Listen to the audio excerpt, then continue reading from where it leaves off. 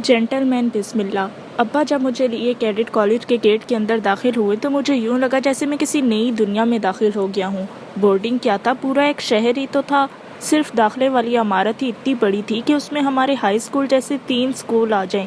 बड़ी बड़ी लंबी और कुशादा सड़कें, जिसके दोनों तरफ लंबे लंबे दरख्त इस तरह इस्तादा थे कि धूप ज़मीन तक पहुँचने का कोई रास्ता ही नहीं बचा था।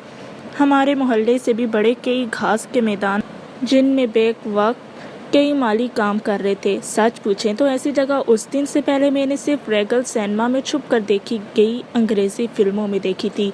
बड़ी बड़ी सी लंबी चमकदार राहदारियाँ, जिनके संगमरमर के फर्श पर कोई अपना चेहरा भी देखना चाहता तो उसे मायूसी न होती। बहुत से लोग फौजी लिबास में इधर उधर आ जा रहे थे। घास के मैदानों से गुजरने के लिए छोटी छोटी गाड़ियाँ मौजूद थीं। एक जानिब बहुत बड़ा सा तालाब था जिसका नीला पानी दूर ही से जगमगा रहा था। बाद में पता चला कि ये लोग इसे स्विमिंग पूल कहते हैं। दूर एक मैदान में बहुत से घुड़सवार घोड़े दौड़ाने का मुजाहिरा कर रहे थे। मतलब ये कि यहाँ घुड़सवारी सिखाने का इंतज़ाम भी मौजूद था। सबसे पहले हमें प्रिंसिपल साहब के कमरे में ले जाया गया। प्रिंसिपल ने अब्बा को बहुत मुबारकबाद दी कि उनके बेटे को मुल्क के सबसे आला इदारे में पढ़ने का मौका मिला है। उन्होंने अब्बा को यकीन दिलाया कि यहाँ उनका लाडला बेटा बहुत आराम से अपने घर की तरह रहेगा। काश मुझे उस वक्त पता होता कि प्रिंसिपल साहब का आराम से क्या मतलब है, तो मैं उसी वक्त वहाँ से दौड़ लगा देता। लेकिन उस वक्त मैं प्रिंसिपल के आलीशान ऑफिस की चीज़ों के देखने में इस कदर खोया हुआ था कि मुझे उनकी बातों की तरफ ध्यान देने की फुर्सत ही नहीं थी। फिर हमें कॉलेज की इंतज़ामिया और हमारी होने वाली जमात का हिस्सा भी दिखाया गया। असेंबली हॉल और अपनी जमात देखकर तो मेरी आंखें फटी ही रह गईं। क्लास रूम क्या था, पूरा एक छोटा सा सिनेमा हॉल ही तो था, जिसमें कुर्सियां भी सिनेमा की तरह ऊपर से नीचे की तरफ लगी हुई थी। सामने एक बड़ा सा स्टेज था जिसकी दीवार पर ब्लैक बोर्ड और टीचर के खड़े होने के लिए लकड़ी का एक बड़ा सा डब्बा रोस्ट्रम पड़ा हुआ था। इतनी देर में दोपहर के खाने का वक्त हो गया था। पता चला यहाँ खाने वाले कमरे को मेस कहते हैं। कुछ और बच्चों के वालिदैन भी हमारे साथ ही मेस की जानिब चल पड़े। मेरा ख्याल था कि मेस भी कोई बड़ा सा कमरा होगा जिसमें बड़ा सा दस्तरखान डाला होगा, जहां हम सब घर की तरह बैठकर खाना खाएंगे और शुक्र अदा करके उठ जाएंगे। लेकिन मेस में दाखिल होते ही एक साथ बहुत से जलते हुए फानूसों की रोशनी से मेरी आंखें चंद लम्हों के लिए यूं चुंधिया सी गईं कि पहले तो मुझे कुछ नज़र ही नहीं आया। फिर जब चंद लम्हों के बाद मेरी बीनाई बहाल हुई तो मुझे यूं लगा कि मैं रंगो नूर के किसी समंदर में खड़ा हूँ। वो इतना अजीम और शान हाल था कि उसकी छत देखने के लिए मुझे अपना पूरा का पूरा सर आसमान की जानिब उठाना पड़ता था। हॉल की लंबाई और चौड़ाई इतनी ज़्यादा थी कि मुझे आखिरी मेज़ नज़र ही नहीं आ रही थी। चारों तरफ बावर्दरी पैरे सफ़ेद लिबास पहने और सर पर सुर्ख पगड़ियाँ सजाए हाथों में खाने की ट्रे लिए इधर उधर मुस्तादी से भागे जा रहे थे। लेकिन चारों तरफ मेज़ कुर्सियाँ ही लगकर नज़र आ रही थी। मुझे समझ में नहीं आ रहा था कि हम कहाँ बैठकर खाना खाएंगे। हालांकि मेज़ का सफ़ेद फर्श धुले पानी की तरह शिफाफ था, लेकिन वहाँ दस्तरखान की नज़र नहीं आ रहा था। फिर पता चला कि यहाँ मेज़ कुर्सी पर बैठकर ही खाना खाया जाता है। मुझे उलझन तो बहुत हुई, लेकिन क्या करता, मजबूरी थी। मैंने आज तक कभी मेज़ कुर्सी पर बैठकर खाना नहीं खाया था, बल्कि एक दिन मैं और हमारा होटल खेल रहे थे तो अम्मी ने हम दोनों को खड़े होकर दांतों से रोटी चबाने पर एक एक जोरदार धप भी जड़ दी कि इस तरह खाना रिस्क की तौहीन होती है। लेकिन यहाँ तो सभी रिस्क की पूरी नहीं तो कम से कम आधी तौहीन तो कर ही रहे थे, क्योंकि इन ऊंची ऊंची कुर्सियों पर बैठना मुझे आधे खड़े होने के बराबर ही लग रहा था। ऊपर से एक और मुसीबत मेरे सर पर आ खड़ी हुई। जैसे ही मैंने पहला नवाला तोड़ा, एक बावर्दी बेरा मेरे बिल्कुल सर के करीब आकर मुअद्दब खड़ा हो गया। जैसे ही मैं किसी चीज़ की जानिब हाथ बढ़ाता, वो जल्दी से मुझसे पहले उसे उठाकर मेरे सामने रख देता, फिर मुस्कुरा कर मुझे देखने लगता। मैं समझा शायद ये बेचारा भी भूखा है और ख़ुद अपने मुंह कुछ मांगने से शर्माता है, लिहाजा मैंने खुद आधी रोटी तोड़कर और थोड़ा सा सालन रखकर उसकी तरफ बढ़ा दिया। लेकिन उसने न जाने क्यों घबरा कर मना कर दिया। हालांकि मैंने उसे इशारा भी किया कि मैं किसी को नहीं बताऊंगा, चुपचाप यहीं मेज़ के नीचे बैठकर जल्दी से खा ले। लेकिन वो बेचारा इतना बौखलाया हुआ था कि उसने जल्दी से रोटी वापस प्लेट में रख दी और मुझसे कहने लगा कि सर, मैं यहाँ आपकी हेल्प करने के लिए खड़ा हूँ। लो भला, खाने में भी किसी की मदद की ज़रूरत होती है। यहाँ का तो बावा आदम ही निराला था। बहरहाल खुदा खुदा करके खाना ख़त्म हुआ और मैं भागकर अब्बा के पास आ गया जो दूसरी मेज़ पर वालिदैन वाले हिस्से में बैठे हुए थे। मैंने अब्बा से भी उस शख्स की शिकायत की कि वो सारा वक्त मेरे सर पर खड़ा रहा और उसकी वजह से मैं ठीक से खाना भी नहीं खा सका। मैंने अब्बा से कहा कि मुझे बाहर किसी ठेले पे कुछ खाने को दिलवा दें क्योंकि मेरी भूख नहीं मिटी थी, लेकिन अब्बा का जवाब सुनकर मेरे तो होश ही उड़ गए। उन्होंने बताया कि यहाँ ठेले नहीं होते, सिर्फ एक बड़ी सी कैंटीन है कैडेट्स के लिए जो सिर्फ शाम को खुलती है। और ये जो शख्स मेरे सर पर मुनकर नकीर की तरह खड़ा था, इस किस्म के लोग हमेशा खाना खाते वक्त मेरे सर पर खड़े रहेंगे क्योंकि यहाँ हर कैडेट के लिए एक ऐसा बेरा मखसूस है जो खाने के वक्त कैडेट की ज़रूरियात का ख्याल रखता है। मैंने वहीं अपना सर पीट लिया क्योंकि मैं शुरू से किसी के सामने कुछ भी खाने में बहुत शर्म महसूस करता था। वज्जो अभी भी जब कभी मेरे लिए कुछ ख़ास बनाती थी तो मैं पहले उनसे आंखें बंद करने का कहता और फिर जल्दी से खा लेता। खाने के बाद हम सबको बताया गया कि कुछ ही देर में हमें हमारे हॉस्टल्स में ले जाया जाएगा जहां हमें हमारे किट नंबर और किट बैग जारी किए जाएंगे। गोया यहाँ का ये भी एक दस्तूर था कि हर कैडेट का किसी जेल के कैदी की तरह मखसूस एक नंबर होता है जो अगले 6 साल तक उसके साथ जुड़ा रहता है और उसे उसके नाम से नहीं बल्कि उस किट नंबर से पुकारा और बुलाया जाता है। क्या बेहुदा रवाज था ये भी। बहरहाल किट नंबर तो समझ में आ गया, पर ये किट बैग क्या होता है। कुछ ही देर में हम अपने अपने हॉस्टल्स में मौजूद थे। मुझे मोहम्मद बिन कासिम वंग अलॉट किया गया था जहां मेरी सबसे पहली मुलाकात एक जाबिर तबीयत हाउस मास्टर फाद साहब से हुई थी। उन्होंने मेरे साथ आने वाले चंद और कैडेट्स को झाड़ कर एक जानिब बिठा दिया और ख़ुद हमारे वालिदैन के साथ ज़रूरी कार्रवाई के लिए अपने दफ्तर चले गए। हमें जिस लंबे से कमरे में बिठाया गया था उसमें 12 बिस्तर इस तरह लगे हुए थे कि हर बिस्तर के साथ एक मेज़ और कुर्सी भी लगी हुई थी और 12 अलमारियां भी दीवार में नस्ब थीं। इस लंबे कमरे को वहाँ डॉर्मेट्री कहते थे। हमें हमारे बिस्तर अलॉट कर दिए गए और कुछ ही देर में हमारी डॉर्मेट्री का ख़ास खिदमतगार बिटमैन कुछ ही देर में हर लड़के के लिए एक बोरी में बहुत सा सामान भर के ले आया। पता चला कि इसी बोरी को किट बैग कहते हैं। इसके अंदर से हमारे फौजी बड़े जूते, पीटी शूज़, हमारे यूनिफॉर्म, बैजेस, बेल्ट, पीटी और ब्रेड का लिबास, बुनियाने, निक्कर और जाने क्या क्या अल्लम गल्लम बरामद हुआ।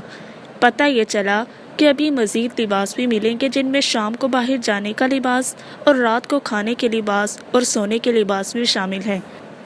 मेरी तो ये सुनकर ही जान निकल गई थी कि यहाँ सुबह उठने से लेकर रात सोने के वक्त तक तकरीबन 8 लिबास बदलने पड़ते हैं।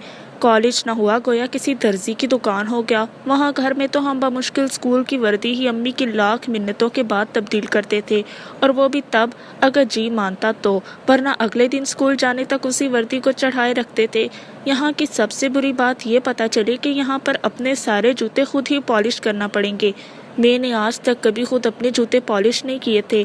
घर में तो अम्मी मेरे जूते पॉलिश कर दिया करती थी या फिर अमारा या बड़े भैया को डांट डपट कर मेरे जूते भी पॉलिश करवा दिया करती थी। मैं अपना सर पकड़े अपने सामने पड़े काले सफ़ेद जूतों के अंबार को देख रहा था।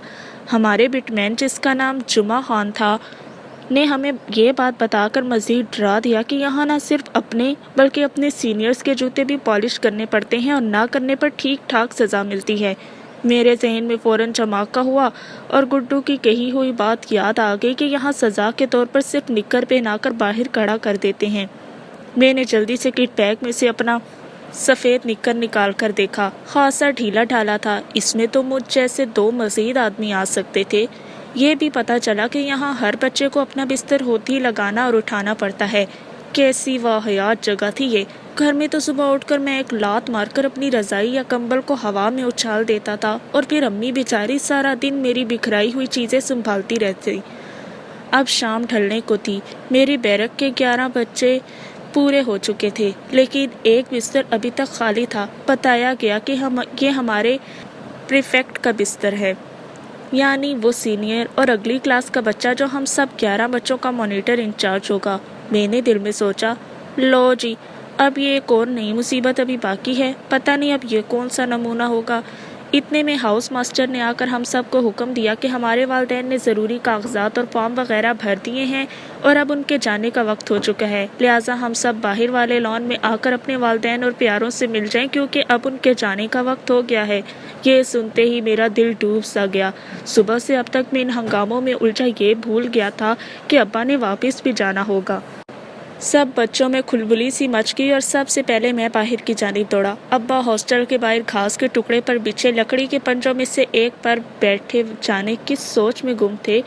میں دوڑتا ہوا باہر آیا تو وہ مجھے دیکھ کر ہلکے سے مسکرا دیے۔ جانے کیوں اس لمحے وہ مجھے بالکل ایک نئے ابا دکھائی دیے۔ شاید وہ میری آنکھوں کا وہمہ ہی ہو، پر چند لمحوں کے لیے مجھے ایسا لگا جیسے میں نے ان کی آنکھوں میں ہلکی سی نمی کی جھلک دیکھی تھی۔ انہوں نے مجھے میرے ہاتھوں سے تھام کر وہیں بینچ پر اپنے ساتھ ہی بٹھا لیا۔ کچھ دیر ہم باپ بیٹا خاموشی سے بیٹھے رہے، پھر ابا نے ہلکے سے کھنکار پر اپنا گلا صاف کیا اور دھیرے سے بولے، عادی بیٹا، اب مجھے واپس جانا ہوگا۔ حالانکہ مجھے پہلے ہی پتا تھا کہ وہ جانے والے ہیں، لیکن پتہ نہیں کیوں ان کے منہ سے یہ الفاظ سن کر مجھے ایسا محسوس ہوا جیسے کسی نے میرا دل اپنی مٹھی میں لے کر مسل دیا ہو۔ آنسو میرے حلق میں کڑواہٹ بھرنے لگے۔ ابا نے مجھے بہت سی باتیں سمجھائیں کہ اب مجھے انہی لوگوں کے درمیان رہنا ہوگا۔ میں وہاں واحد بچہ تھا جو حکومت کے خرچے پر پڑھنے آیا تھا، ورنہ باقی سبھی بچے امیر کبیر خاندانوں سے تعلق رکھتے تھے اور وہ میری طرح اس بوسیدہ ٹرین کے بجائے اپنی اپنی شاندار اور عالی شان گاڑیوں میں وہاں آئے تھے۔ ابا مجھے یہی سمجھانا چاہ رہے تھے کہ میری اور ان کی حیثیت میں زمین آسمان کا فرق تھا اور مجھے یہاں رہ کر اپنے آپ کو اتنے مہنگے ادارے میں پڑھنے کا حقدار ثابت کرنا ہوگا، کیونکہ اگر میں فیل ہو گیا تو حکومت مجھے واپس گھر بھجوا دے گی۔ وہ سب انگریزی میڈیم اسکولوں کے بچے تھے اور ان میں واحد میں ہی ایسا بچہ تھا جو اردو میڈیم اسکول سے آیا تھا اور شلوار قمیص میں ملبوس تھا۔ شاید ابا وہاں آ کر میری اور دوسرے بچوں کی حیثیت دیکھ کر اداس ہو گئے تھے۔ میں ایک چھوٹے سے شہر سے تعلق رکھتا تھا، جبکہ وہ سارے بچے بڑے بڑے شہروں سے آئے تھے، بلکہ 2 بچے تو ایسے بھی تھے جنہیں بیرون ملک سے یہاں داخلہ دیا گیا۔ ایسی ہی کتنی باتیں اس روز ابا نے جاتے ہوئے مجھ سے کہیں، لیکن میرا ذہن تو ان کی روانگی میں ہی اٹکا ہوا تھا۔ میں نے بڑی مشکل سے خود پہ قابو رکھا ہوا تھا، لیکن جب وہ حتمی طور پر جانے کے لیے کھڑے ہوئے تو میری آنکھیں بھیگنے لگیں۔ میں نے جلدی سے اپنی قمیض کے کف سے اپنی آنکھیں رگڑ لیں تاکہ ابا کو میرے آنسو نظر نہ آ سکیں۔ ابا نے آخری بار میرے سر پر ہاتھ پھیر کر مجھے پیار کیا اور جانے کے لیے پلٹے۔ اس لمحے مجھے محسوس ہوا کہ خود ابا بھی مجھ سے اپنی آنکھیں چھپا رہے ہیں۔ میں نے آج تک انہیں ایک سخت گیر باپ کے روپ میں دیکھا تھا، جن کے گھر میں گھستے ہی ہم بچے اپنی آواز دھیمی کر لیا کرتے تھے، لیکن اس روز مجھے پتا چلا کہ ان کے اس سخت خور کے اندر کتنا نرم دل باپ سانس لے رہا ہے۔ ہم بچے اپنے والدین اور اپنے آس پاس کے لوگوں کو جانتے جانتے جان لیتے ہیں، پر افسوس تب تک بہت سا وقت گزر چکا ہوتا ہے۔ جاتے جاتے ابا نے ہاسٹل کے نکڑ پر رک کر مجھے پلٹ کر دیکھا اور ہاتھ ہلا کر خدا حافظ کہا۔ بس یہی وہ لمحہ تھا جب میں اپنے صبر کا دامن ہاتھ سے چھوڑ بیٹھا اور جیسے ہی ابا ہاتھ ہلا کر اوجل ہوئے میں بلک بلک کر رو پڑا۔ ابا کے مڑتے ہی میں بھاگ کر اس موڑ تک گیا جہاں سے ابا اوجل ہوئے تھے اور چھپ کر انہیں دیکھنے لگا۔ ابا بوجھل سے قدموں سے واپس جا رہے تھے۔ میں نے ان کے سامنے نہ رونے کا بھرم تو کسی نہ کسی طور جوڑے رکھا، لیکن اب مجھے رونے سے روکنے والا کوئی نہ تھا۔ کچھ ہی دیر میں نے آس پاس دیکھا تو 7ویں جماعت میں داخل ہونے والے سبھی بچے اپنے ماں باپ کو جاتا دیکھ کر دھاڑیں مار مار کر رو رہے تھے۔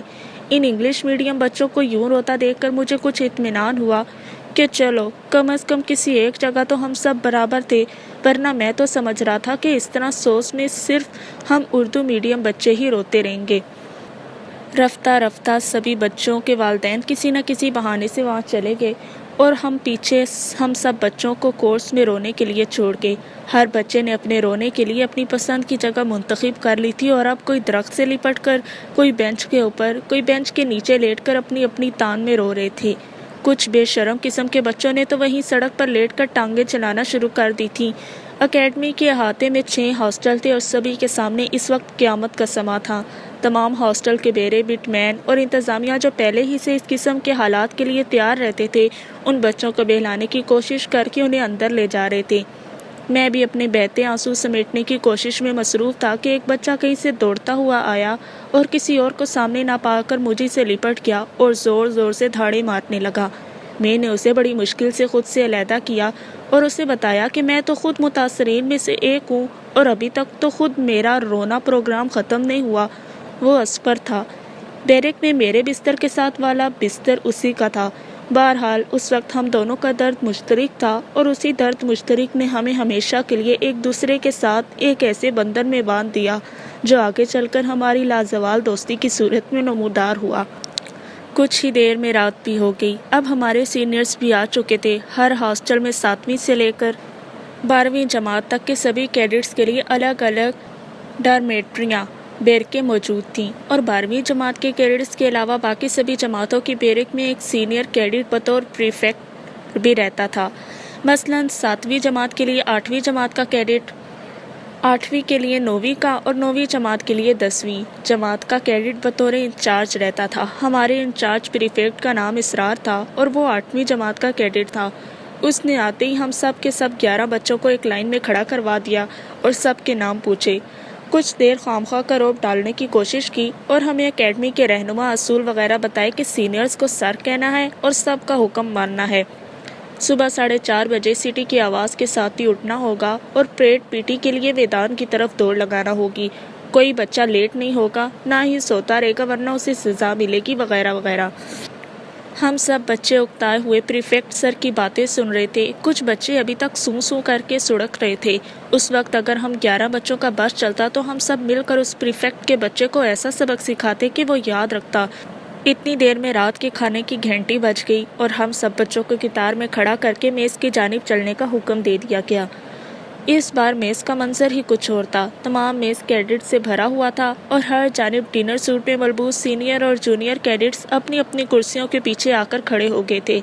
مجھ سمیت کچھ بچے جو کرسیوں پر بیٹھ چکے تھے، ان کے پریفیکٹس نے انہیں گھور کر کھڑے ہو جانے کا اشارہ کیا اور ہم ہڑبڑا کر واپس کھڑے ہو گئے۔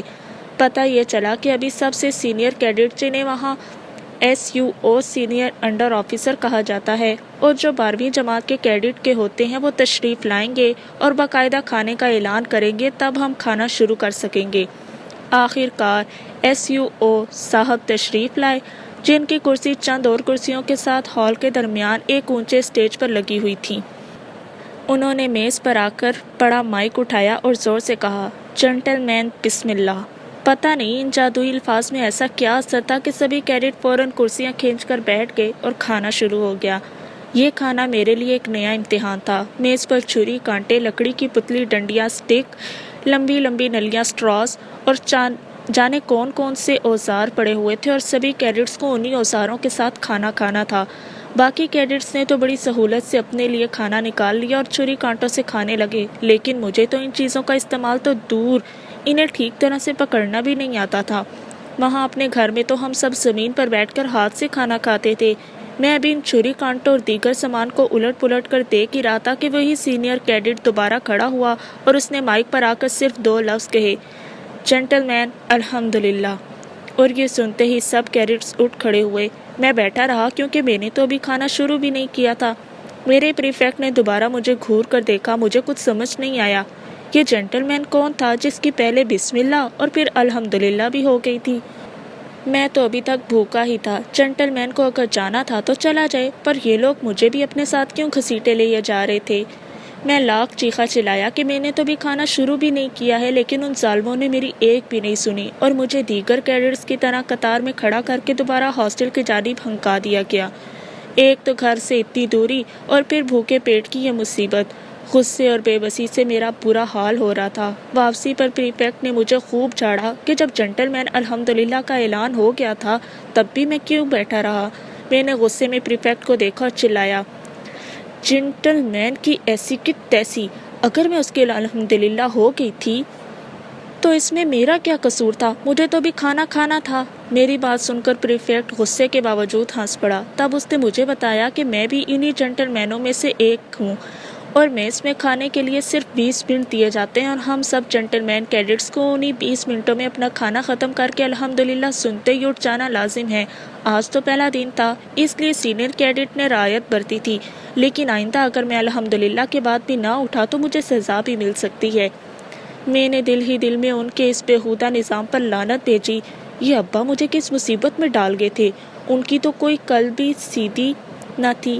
میں اپنے بستر پر بیٹھا اپنے آنے والے برے دنوں کو رو رہا تھا کہ اچانک پھر سے وہی تیز اور منحوس سیٹی کی آواز سنائی دی۔ تمام سینئر کیڈٹس میں کھلبلی سی مچ گئی اور سب باہر کی جانب بھاگے۔ پتہ چلا کہ اب سب کیڈٹس اپنے اپنے ہاسٹلز کے باہر جمع ہوں گے اور ان کی رات سونے سے قبل آخری گنتی، جسے وہاں نائٹ پالن کہتے ہیں، کی جائے گی۔ سو بادل نخواستہ ہم چھوٹے کیڈٹس بھی گرتے پڑتے ہاسٹل کے باہر والی سڑک پر آ کھڑے ہوئے۔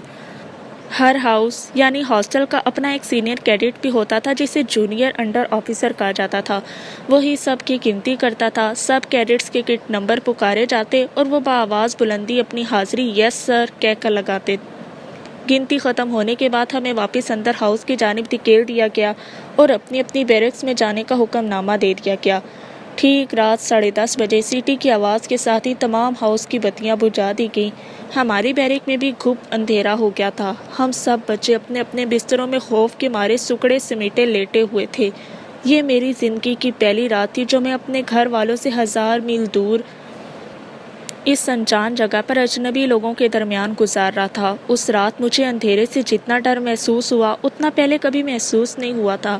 حالانکہ گھر میں میں اور بھیا مل کر اندھیرے میں امارا کو ڈرایا کرتے تھے اور پھر جب امارا ڈر کر خوف سے چیختی تھی تو میں اور بھیا خوب زور زور سے ہنستے تھے، لیکن آج یہاں خود میرا دل اس اندھیرے کے خوف سے دھک دھک کر رہا تھا۔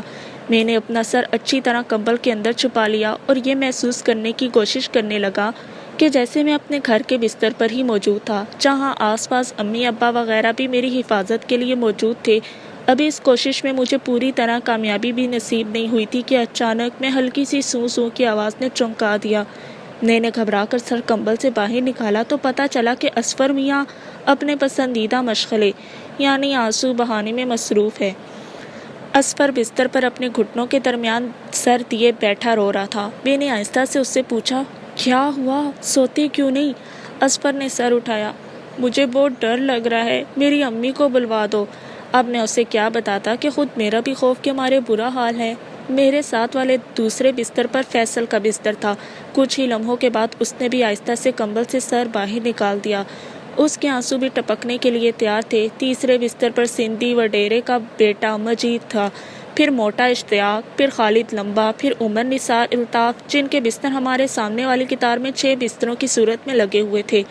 سبھی دھیرے دھیرے اٹھ بیٹھے۔ صرف ہمارے پریفیکٹ کے خراٹے اس لمبی بیرک میں گونج رہے تھے۔ باقی سبھی بچے خاموشی سے ایک ہی سر میں ٹسوے بہا رہے تھے۔ ہم سبھی 11 کے 11 بچے اس رات خوف اور ڈر کے ایسے سانجے درد میں بندھے ہوئے تھے جس کی کاٹ ساری زندگی میرے خون کے اندر موجود رہے گی۔ اس لمحے ہم سب کو یہ محسوس ہو رہا تھا کہ اس بھری دنیا میں ہمارا اپنا کوئی بھی نہیں ہے۔ ہمیں ساری عمر اسی انجانی اور ویران جگہ میں انہی اجنبی لوگوں کے درمیان رہنا ہوگا۔ غالباً یہی وہ پہلی رات تھی جس نے میری شخصیت کو 2 واضح حصوں میں تقسیم کر دیا تھا، جس کا ایک حصہ وہ عادی تھا جسے میں اپنے پرانے محلے میں چھوڑ آیا تھا، اور دوسرا حصہ یہ عادی تھا جو دنیا کی نظر میں ایک اعلیٰ تعلیم یافتہ اور سلجھا ہوا کیڈٹ تھا، لیکن جس کے اندر پلتے خوف اور درد کو کبھی کوئی محسوس نہیں کر سکا۔ مجھے یاد آیا کہ ایسی اندھیری راتوں میں چپ چاپ امی کے پاس جا کر چھپ جاتا تھا اور وہ تھپک تھپک کر مجھے سلا دیتی تھی۔ رات اندھیری، جنگل گھنا ہے، چھوڑ کے مجھ کو نہ جاؤ ماں۔ شام ڈھلے کیوں گھر سے نکالا؟ کیا اتنا برا ہوں؟ بتاؤ ماں۔ سوکھ چکے ہیں آنسو سارے، اب تو چپ کرواؤ ماں۔ ہاں، ڈر بہت اندھیرے کا ہے، کیسے تمہیں بتاؤں ماں۔ کیوں دور کیا ہے خود سے اتنا، گھر لوٹ بھی نہ پاؤں ماں۔ سب جگ چھوٹا، تم بھی روٹھی، کیسے تمہیں مناؤں ماں۔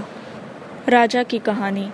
آدی کو گئے آج دوسری رات تھی۔ راجا اب بھی بے چینی سے اپنے بستر پر کروٹیں بدل رہا تھا۔ کل جب وہ باقی تمام دوستوں کے ساتھ آدی کو اسٹیشن پر الوداع کہنے گیا تھا تبھی اسے محسوس ہوا تھا کہ آدی کے ساتھ ہی اس کے جسم اور روح کا آدھا حصہ بھی اسی ٹرین میں کہیں دور جا رہا تھا۔ راجا سوچ رہا تھا کہ آج کی رات آدی کی کیڈٹ کالج میں پہلی رات ہوگی۔ جانے آدی کو تکیہ کیسا ملا ہوگا، جانے اس کا بستر آرام دہ ہوگا یا فوجیوں نے اسے بھی اپنی طرح بان کی کھری چارپائی پر سلایا ہوگا۔ آدی کو تو اپنے پسندیدہ پروں والے تکیے پر سر رکھے بغیر نیند بھی نہیں آتی تھی، جانے وہ اپنے تکیے کے بنا رات کیسے گزارے گا۔ آدی نے راجا کو یہ بھی بتایا تھا کہ جب کبھی امارا اور فاری بھیا دادی جان کے گھر رات رہنے کے لیے چلے جاتے ہیں تو اسے اس کی امی اندھیرے کمرے میں تنہا نہیں چھوڑتی اور اپنے کمرے میں سلاتی ہیں۔ राजा भी यही सोच रहा था कि न जाने आज आदि को वहाँ कैडेट कॉलेज में तन्हा नींद आ भी रही होगी या नहीं।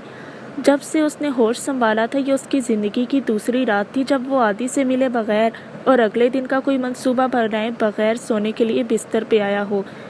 एक कल की रात जब आदि ट्रेन में सफ़र में था और दूसरी आज की रात, वरना ऐसा कभी हुआ नहीं था कि वो दोनों रात को अपने अपने घर जाने से पहले किसी गली के नुक्कड़ पर, मोहल्ले के बड़े मैदान में या कॉलोनी के फाटक पर दीगर दोस्तों समेत ना मिले हों, या उन्होंने अगले दिन की किसी शरारत का प्रोग्राम न बनाया हो। आज रात भी गुड्डू, पप्पू, नन्नू, बाला सभी तो रात तक इकट्ठे ही थे, लेकिन आज उन सब का मन कहीं नहीं लग रहा था।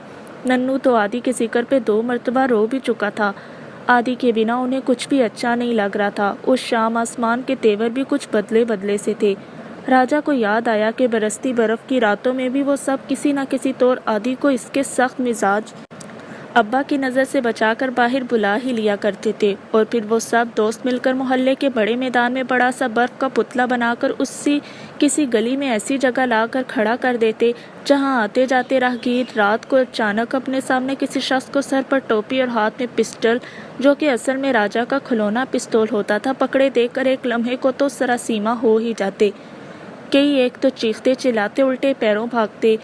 इन्हीं में से एक सेठ करदारी मिल भी थे, जो एक रात एक ऐसे ही बर्फ से पुतले से डर कर यूं भागे थे कि उन्हें अपनी बड़ी सी धोती संभालना भी मुश्किल हो गई थी, और दूर दरख्त के पीछे छुपे उन सब दोस्तों के पेट में हंस हंस के बल पड़ गए। ये सब कुछ याद करके राजा के लबों पर हंसी और आंखों में नमी उतर आई। कल शाम जब आदि की ट्रेन प्लेटफॉर्म से छूट रही थी, तब से लेकर अब तक उसका दिल कटा जा रहा था, और कल प्लेटफॉर्म पर तो खुद वज्जो आपी भी फूट फूट कर रो दी थी। जब वो प्लेटफॉर्म पर पहुंची तो गाड़ी चल पड़ी थी। सबसे पहले राजा ही की नज़र उन पर पड़ी थी और वो भागकर राजा के पास ही आई थी। तब राजा के मुंह से तो कोई लफ्ज़ नहीं निकल पाया था, लेकिन उसने उंगली उठाकर वज्जो आपी को उस बोगी की निशानदेही करवा दी थी जिसकी खिड़की में से राजा सर बाहर निकाले बैठा उनकी जानिब देखकर हाथ हिला रहा था। वज्जो आपी तो बेचारी ठीक तरह से आदि की जानिब देखकर हाथ भी नहीं हिला पाई थी कि ट्रेन ने प्लेटफॉर्म छोड़ दिया। तभी वज्जो आपी निढाल सी होकर वहीं प्लेटफॉर्म की कुर्सी पर जैसे ढह सी गई थी, और उनकी आंखों से बरका की फुवार शुरू हो गई। वो राजा से और आदि के बाकी दोस्तों से बस एक ही सवाल पूछ रही थी कि आदि उनसे मिले बिना ही क्यों चला गया, लेकिन इस सवाल का जवाब तो खुद राजा समेत किसी को भी मालूम नहीं था। वज्जो आपी को अब तक यकीन नहीं आ रहा था कि आदि उनसे मिले बिना इतनी दूर चला गया है। उन्होंने राजा को बताया कि वो कॉलेज वापस आई तो आते ही उन्होंने आदि के लिए जोड़ा सामान और उसके तोहफे जमा करके रख दिए थे, क्योंकि वो जानती थी कि आदि की ट्रेन शाम 4 बजे है और वो वज्जो आपी तो 12:30 बजे दिन को ही लौट आई थी। लेकिन वक्त धीरे धीरे सिरकता रहा। फिर वज्जो आपी ये समझी कि आदि घर वालों से रुखसत होकर रेलवे स्टेशन के लिए निकलते वक्त उनसे मिलता जाएगा, लेकिन जब 3 बज गए तो उन्हें तशवीश हुई और उन्होंने फजलू बाबा को आदि के घर की जानिब दौड़ाया कि खैर खबर पूछाएं। फजलू बाबा चंद ही लम्हों में उल्टे पांव दौड़े चले आए और खबर दी कि आदि तो चंद लम्हे पहले ही स्टेशन के लिए निकल चुका है और गाड़ी का वक्त भी 4 नहीं बल्कि 3:30 बजे का है। ये सुनकर वज्जो आपी के तो हाथ पांव ही फूल गए कि अब क्या करें। तभी गयास चचा घर में कहीं बाहर से दाखिल हुए तो वज्जो आपी ने उन्हें तमाम माजरा सुनाया, और तभी गयास चचा उन्हें भागम भाग अपने स्टूकर पर बिठा कर स्टेशन ले आए थे। पर तब तक आदि की ट्रेन रवाना हो चुकी थी। गयास चचा ने बड़ी मुश्किल से वज्जो आपी को चुप करवाया और उन्हें बाकी मोहल्ले वालों समेत लेकर वापस आ गए थे, लेकिन वज्जो आपी का चेहरा बता रहा था कि उन्हें आदि के यूं चले जाना का बहुत अफसोस हुआ। राजा खुद भी पूरी बात नहीं जानता था कि आखिर ऐसी क्या बात हो गई थी कि आदि उनसे मिला बिना ही इतनी दूर चला गया था, जबकि यही आदि था जो मोहल्ले से बाहर जाने से पहले भी 10 बार वज्जो आपी से पूछता था। आदि ऐसा कैसे कर सकता था? वज्जो आपी को भी यही एक सवाल परेशान किए जा रहा था। कभी कभी हमें इस बात का एहसास भी नहीं होता कि हम किसी एक हस्ती पर किस कदर हक जताकर जी रहे होते हैं कि उस हस्ती का उठना बैठना, सोना जागना, चलना फिरना सब कुछ हमारे एक अनजाने इख्तियार में होता है। एक ऐसा इख्तियार जिसका एहसास शायद खुद हमें भी तब तक नहीं होता जब तक अचानक किसी एक दिन हमसे वो इख्तियार छिन जाता है। तब हमें पता चलता है कि हम किसी अनमोल नेमत से महरूम हो गए। शायद वज्जो आपी को भी उस लम्हे यही सब कुछ महसूस हुआ जिसने उनकी झील जैसी गहरी आंखों में बरका की फवार भर दी थी। बहरहाल उस रात की उस खड़ी राजा के लिए आदि का यूं वज्जो आपी से मिला बने चले जाना ایک سربستہ راز ہی تھا، لیکن راجا اتنا ضرور جانتا تھا کہ عادی کے نازک دل کو ضرور کسی بات سے ٹھیس لگی ہوگی۔ ویسے بھی وہ وجہ آپی کے لیے بے حد حساس تھا۔ انہی سوچوں میں غلطاں راجا کی نظر دیوار پر لگی گھڑی پر پڑی۔ صبح کے 4:30 بج رہے تھے۔ باہر بادل زور سے گرجے۔ راجا نے تھک کر آنکھیں بند مول لی۔ پہلی پریڈ۔ رات کے جانے کے اس پہر ہماری بیرک کے سبھی بچوں کا رونے کا کورس مکمل ہوا اور چند گھڑیوں کے لیے ہی میری آنکھ لگی ہی تھی کہ اچانک یوں لگا جیسے اکیڈمی میں بھونچال آ گیا ہو۔ ہر جانب سے تیز سیٹیوں کی آوازیں آنا شروع ہو گئیں اور چاروں جانب ایک بھگدڑ سی مچ گئی۔ میں ہڑبڑا کر اٹھ بیٹھا۔ صبح کے ٹھیک 4:30 بج رہے تھے۔ کچھ دیر تو مجھے یاد ہی نہیں آیا کہ میں کہاں پر ہوں اور یہ جیل کی بارک نما لمبا سا کمرہ کس کا ہے۔ پھر اچانک ہی ذہن میں جھماکا ہوا۔ میں کیڈٹ کالج میں تھا اور یہ ہماری اس اکیڈمی میں پہلی صبح تھی۔ صبح خاک تھی، ابھی تو آدھی رات ہی تھی اور باہر اندھیرا تھا۔ باہر ہمارے انسٹرکٹر سیٹیاں بجا بجا کر ہمیں جگا رہے تھے اور اندر ہمارا پریفیکٹ اسرار چلا چلا کر ہم سب کو ڈانٹ کر اٹھا رہا تھا کہ باہر پریڈ کے لیے فال ان ہو رہا ہے، بی کوئک۔ اس وقت اگر میرا بس چلتا تو میں کہیں سے بڑا سا کوئی کپڑا لے کر پریفیکٹ کے منہ میں ٹھوس دیتا تاکہ اس کی کرخت آواز ہمارے کانوں کے پردے نہ پاڑتی۔ ہمارے بیٹ مینوں نے رات ہی کو ہم سب بچوں کی یونیفارم ہماری الماریوں میں کلف لگا کر لٹکا دی تھی۔ اب یہاں ایک دوسرا مرحلہ درپیش تھا۔ ہمیں ایک تولیہ باندھ کر کپڑے بدلنا تھا کیونکہ یہاں کپڑے بدلنے کا کوئی الگ کمرہ تو تھا نہیں۔ لیکن اس بھگدڑ میں کسی کو کسی کی خبر ہی کہاں تھی۔ کچھ بچوں کے تولیے پتلون چڑھانے سے پہلے ہی گر گئے اور کچھ نے جلدی میں الٹی سیدھی یونیفارم پہن تو لی، پر کوئی زپ بند کرنا بھول گیا اور کسی کی بیلٹ اتنی ڈھیلی تھی کہ باہر کی جانب بھاگتے ہوئے پینٹ بیلٹ سمیت زمین پر پیچھے پڑ گئی۔ میرے لیے تو یہ پینٹ شرٹ کا یونیفارم ویسے بھی عذاب تھا کیونکہ گھر میں نے کبھی پینٹ شرٹ نہیں پہنی تھی۔ میں تو وہاں ہمیشہ کرتا شلوار ہی پہنتا تھا۔ بہرحال میں نے بھی آس پاس فیصل اور اصفر کی دیکھا دیکھی خود کو کسی نہ کسی طرح اس کلف لگے اکڑے ہوئے خاکی یونیفارم میں کھینچ کھانچ کر فٹ کر ہی لیا۔ سر پہ ٹوپی جمائی اور باہر کی جانب بھاگا۔ ہمارے انسٹرکٹر، جنہیں وہاں پی ٹی آفیسر کہتے تھے، نے مجھے تیزی سے ہاسٹل سے باہر کی جانب بھاگتے دیکھا تو وہیں زور سے چلایا، جوان، ڈاک خانہ بند کرو اپنا۔ میں نے گھبرا کر ادھر ادھر دیکھا، یہ اب کس ڈاک خانے کی بات کر رہا تھا۔ وہ پھر چلایا، جوان، کلوز یور پوسٹ آفس، جلدی کرو۔ اب کی بار میں نے اس کی نظروں کے تعاقب میں دیکھا تو میں اپنے پتلون کی زپ جلدی میں بند کرنا بھول گیا تھا۔ او، میں نے جلدی سے بھاگتے بھاگتے ہی زپ چڑھا لی۔ ہم 7ویں کے چھوٹے بچوں کے لیے علیحدہ پریڈ سکھانے کا انتظام موجود تھا۔ ہمیں دوڑاتے ہوئے اسی منہ اندھیرے اور آدھی رات کے وقت پریڈ گراؤنڈ پہنچا دیا گیا جہاں باقی سینئرز ایک جانب پریڈ کر رہے تھے اور سی پی او چیف پیٹی آفیسر کو سلامی دے رہے تھے۔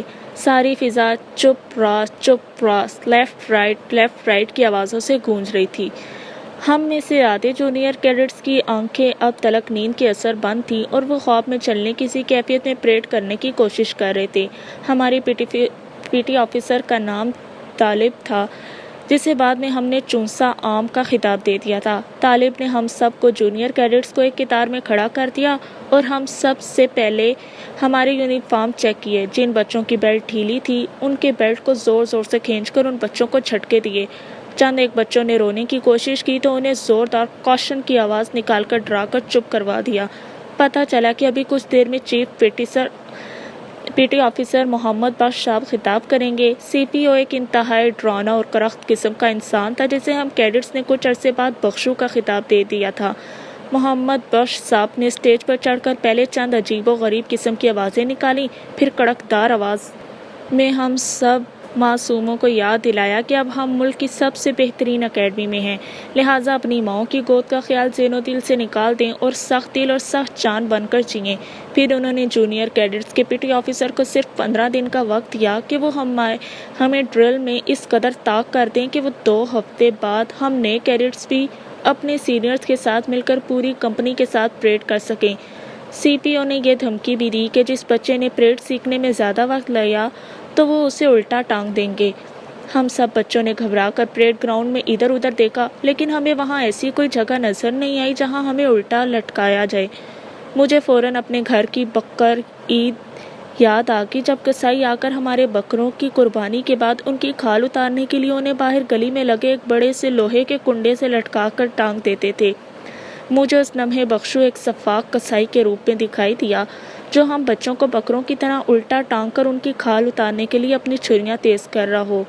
کچھ ہی دیر میں طالب ہم سب جونیئر کیڈٹس کو ہانک کر مرکزی پریڈ گراؤنڈ سے ملحق ایک اور چھوٹے گراؤنڈ میں لے آیا۔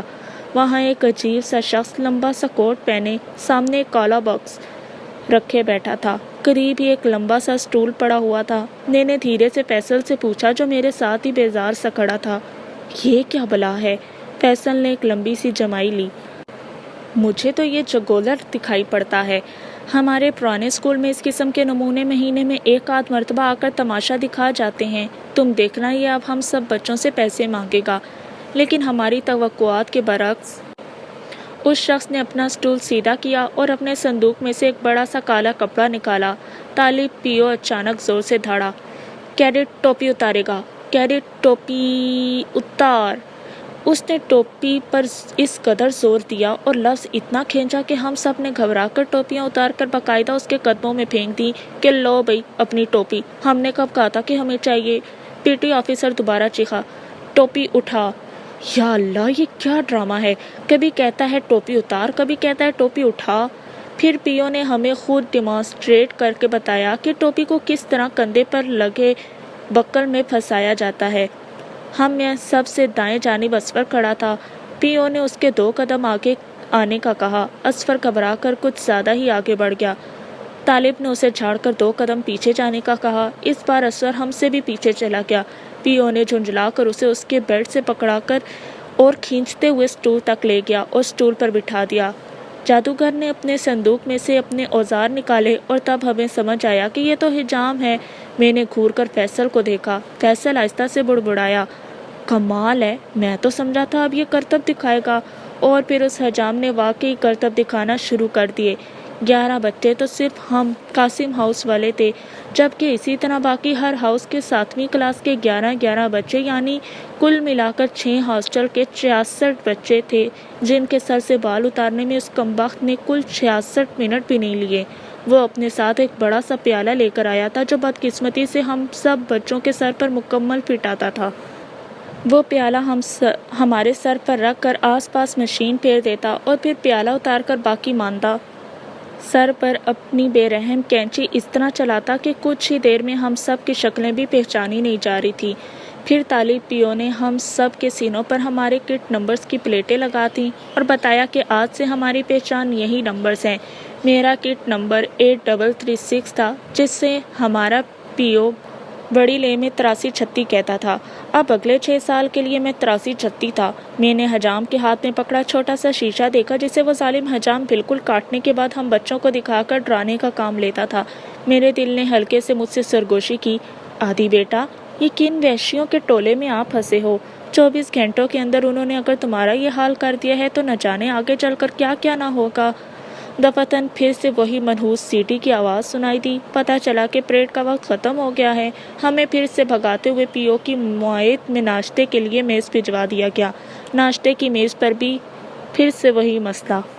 اپنے گھر میں تو امی تندور کی خشک روٹی پر مجھے تھوڑا سا مکھن یا اصلی گھی لگا کر دے دیتی تھیں اور میں چائے کے پیالے کے ساتھ ناشتہ کر لیتا تھا۔ سردیوں میں ہم سب بچے کمرے میں کوئلے کے اسٹوو کے گرد جمع ہو کر بیٹھ جاتے اور اس کی چمنی کی طرف جاتے پائپ کے اوپر اپنی اپنی روٹی رکھ کر گرم کر کے اور مکھن لگا کر مزے سے کھاتے تھے، اور اوپر سے امی کے ہاتھ کی بنی گرم گرم چائے کے گھونٹ۔ آہ تب زندگی کتنی حسین تھی، لیکن یہاں تو میز پر ہی چھری کانٹے بوائل انڈوں کے مخصوص cup, margarine, mayonnaise, toast, French toast, اور ان سب کو کھانے کے لیے سبھی اپنے گلے میں رومال باندھے چھری کانٹے اٹھائے بڑی نفاست سے کاٹ پیٹ کر اور کانٹوں میں پرو کر حلق سے اتار رہے تھے۔ میں نے رات کو بھی کھانا نہیں کھایا تھا، اس لیے جلدی سے ڈبل روٹی توڑنے کے لیے ہاتھ بڑھایا تو اسرار پریفیکٹ نے، جو ہماری میز کا انچارج تھا، گھور کر مجھے دیکھا اور چھری کانٹے کا استعمال کرنے کا کہا۔ میرا دل چاہا کہ وہیں سے ایک ابلا ہوا انڈا اٹھاؤں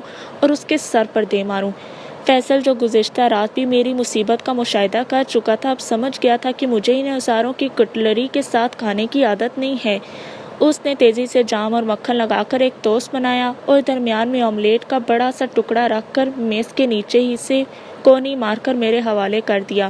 میں نے بنا کسی توقف کے فوراً ٹوسٹ حلق سے پار کر دیا اور فیصل کو اشارہ کیا کہ خدا کے لیے یہ بیرونی امداد جاری رکھے۔ وہاں کی چائے کا انتظام بھی انتہائی بیہودہ تھا۔